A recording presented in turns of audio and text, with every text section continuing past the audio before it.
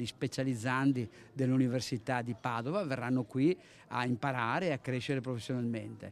Cambia perché, come dire, è un riconoscimento sostanziale di tutto il lavoro fatto dai tempi del professor Serafini, passando per il dottor Rizzotto e il dottor Bertolin, e per una grande equip che credo sia tra le migliori d'Italia. Altro che chiudere l'ospedale di Costa di Vittorio Veneto. Nel giorno dell'intitolazione del reparto di otorino-laringoiatria al precursore, il professor Italo Serafini, viene annunciato il ritorno dell'Università di Padova per rendere questa struttura ancor più un centro d'eccellenza nella cura dei tumori tra la testa e il collo.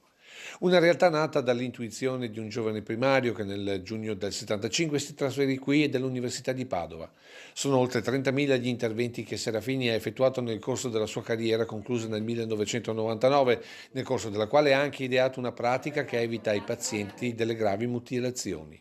Oggi, a 50 anni dall'avvio, questo reparto esegue oltre 300 interventi di oncologia, mentre solo nello scorso anno sono state 338 le asportazioni di adenoidi e tonsilli a pazienti sotto i 12 anni.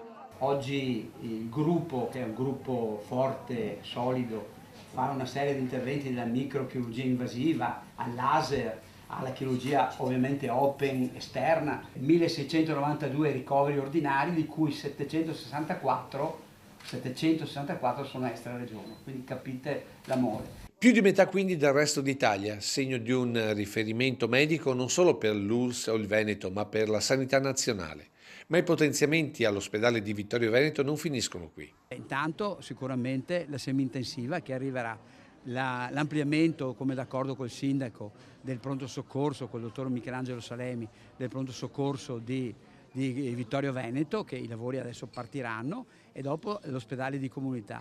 Ma dopo, perché no, se riusciamo a trovare ortopedici, anche il ripristino dell'ortopedia. Soddisfazione dal sindaco per un polo sanitario che aveva rischiato forti ridimensionamenti. Questi sono i primi obiettivi che abbiamo raggiunto come 11 sindaci che ci siamo trovati in più occasioni, i sindaci di tutto il Vittoriese. Aspiriamo anche alla terapia intensiva e chiediamo alla Regione Veneto di stanziare i fondi. Oltre 5 milioni di euro in carico alla prossima giunta regionale, ma non solo. Intensiva appena partiranno i lavori e poi va bene, e poi saranno ovviamente terminati, chiaramente dopo. Chi le terminerà? Non lo so, sicuramente chi verrà dopo di me.